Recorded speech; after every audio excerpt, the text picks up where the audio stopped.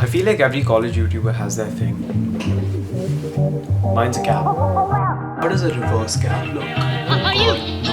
I'm really awkward on camera. It's like a full-on thing. Usually I'm behind the camera, so it's like a lot easier for me. But now that I'm in front of it, I just have to look at my face. Are you? Not that appealing.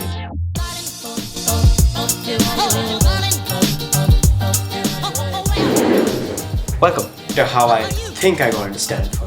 I've seen a lot of how I got into Stanford videos on the internet, but they've never really covered it from an international student's perspective, especially a South Asian / Indian student's perspective. And there are just so many applicants that are coming out of this region. I thought it would be only fair to show you what I did to get into Stanford.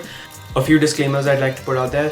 One, I don't know how I got into Stanford. This is just my best guess, backed with conversations I've had with other admits, my admissions officer, and research on my own part.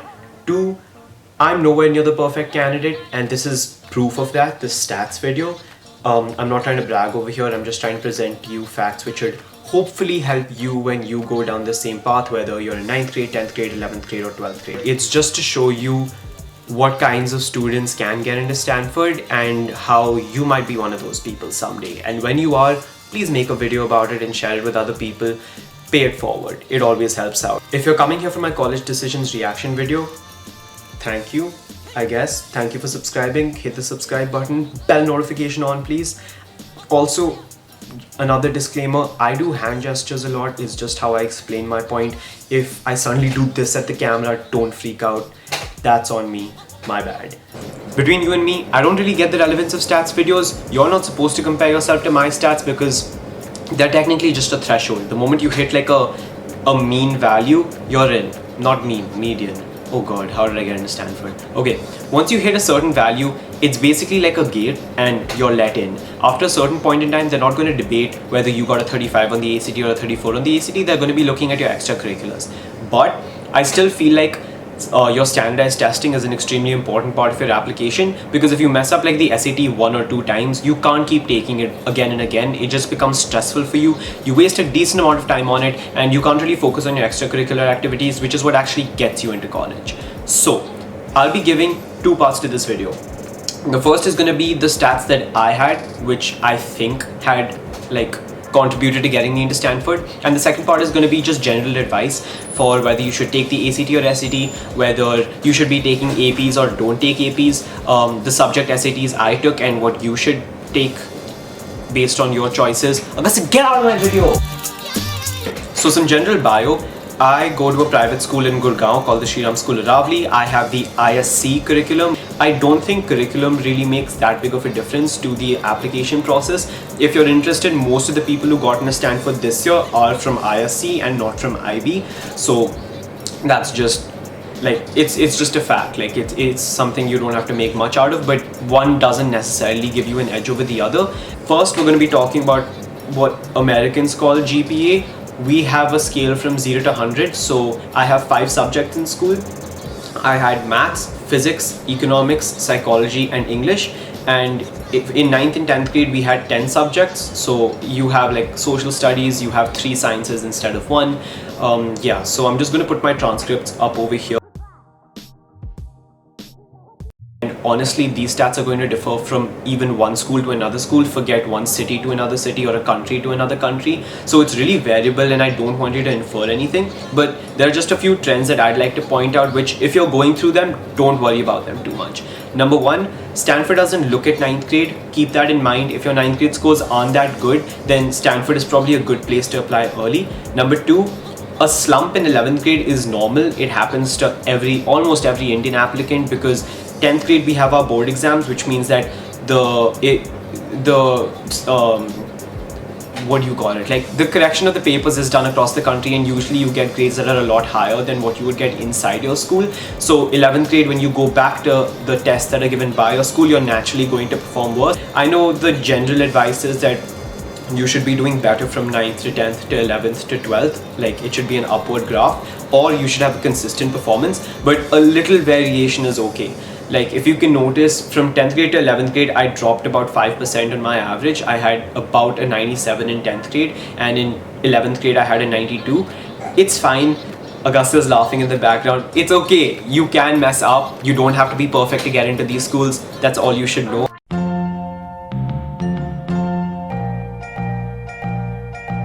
So the best piece of advice I have for standardized testing is to just get it out of the way. You want to plan your entire schedule for taking the tests that you want to take about in 11th grade. I think that's a good time to start thinking about it. The way I planned it out was in October 11th grade, I took the ACT and I left room about 3 months. So I had October, November, December, and I was planning to take a second attempt of the ACT in December. Always plan to take a second attempt. If you get a good score in the first chance, then all power to you. But if you don't, you want to have a backup system. For standardized testing, if you mess up one test, it acts as a domino effect. Just for example, if you're trying to take your subject SAT in the month of December, let's say you're trying to take your math SAT then, and you wanted to take your ACT in October. If you mess up the October ACT attempt, you're most probably going to take the ACT again in December, which means you're going to be preparing for 2 different tests simultaneously. What I will say, at least for the ACT, is I was in that situation. I took the ACT in October, I got a 34. I wanted to get a 35 just to be a little better than the median score for Stanford. So I took it again in December, but I was also taking my math level 2 in December. However, when you're studying for the ACT a second time, given that it's a standardized test, it's a lot easier to go through all of the material once more. So realistically, I only gave about 5 days for the ACT before my December attempt, and I still ended up doing well. So don't stress out too much about it. Just have a contingency plan is what I would say. The only advice I have for if you're trying to choose if you should take the ACT or the SAT, take a diagnostic test. It's really important that you know which one you're good at. Also, my general advice from what I've seen my friends do, the SAT curve on how much they give you, it's scored out of 1600. You suffer a lot of points drop for even getting one question wrong in the English section or the math section. So I would suggest you lean towards the ACT, but honestly, it's all based on personal preference. The ACT is a much faster test. So if you think you'd be able to perform well under pressure, go for the ACT. Otherwise, if you would like more amount of time for your sections, but also the general difficulty will be a little higher, at least on the reading sections, then I would suggest you go for the SAT. But the best piece of advice is take a diagnostic, do both of the tests with no preparation whatsoever, and you know, whichever one you score higher on, you should start prepping. The second bit comes the subject SATs. For anyone who doesn't know what a subject SAT is, it's basically an in-depth exam of one particular subject. So I took 2 subject SATs. I took the math level 2 and I took physics, and I got an, I don't know, am I displaying it here? I'll find out when I'm editing, but I got an 800 in math 2 and I got an 800 in physics. And the reason that I took physics was because number one, I had physics in school. Also, I was applying for a major that was not a STEM major. I was applying for physics and I was applying for psychology and economics. So if you're going to be applying for a course that is not STEM related and you want to show them that you're still capable of performing in a field like physics, chemistry or biology, I would suggest you take a science subject SAT. Otherwise, you're going to have to take an English literature subject SAT, because 2 subject SATs are always recommended. Take a math subject SAT, and for the second one, you'll have to switch up between either English or a science. I would prefer, like I personally prefer taking a science because I had physics in school. If you don't want to take physics, chemistry, biology, that's fine, but the English literature SAT is a lot harder, and also the practice material for the English literature SAT is a lot harder to find. So those are just some things you should consider when you're picking your subject SATs. The third thing that I did, which was the advanced placement test. So I took 3 APs. I took calculus AB, I took psychology, and I took microeconomics. I tried to tie the APs to the majors I was aiming for. Since I was applying for psychology and microeconomics, I took an AP in psychology and microeconomics, and then I also took calculus AB. I just like to put this out there that college admissions officers strictly say you should not take advanced placement tests, because if you're an international student who doesn't have the AP curriculum, if you're an IB, if you're an Indian student, the AP curriculum is not a part of your school syllabus. You're not expected to take it. I personally took it because I saw a few advantages with it.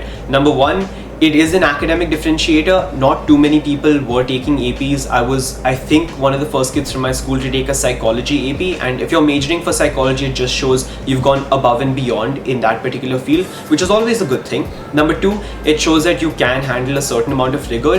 The APs are certainly easier than the syllabus I did in my school, but The AP syllabus is also something that's covered in a lot of American high schools. So it just serves as a way for them to compare how you would fare if you were in that context. So I would say performing well on an AP test is a good indicator of how you are academically.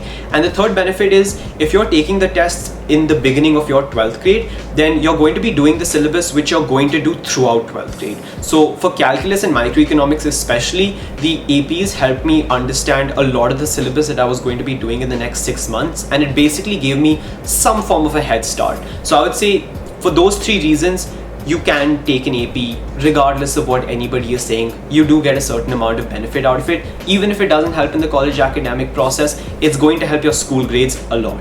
Trust me on that. If you're going to study for the APs, don't give it more than 1 month. I think the May of 12th grade is the best time to do it, because you're going to be done with your 11th grade final exams by around March or April if you're an ISC or a CBSE student, and after that you'll have a good 3 to 4 weeks to prepare for these APs.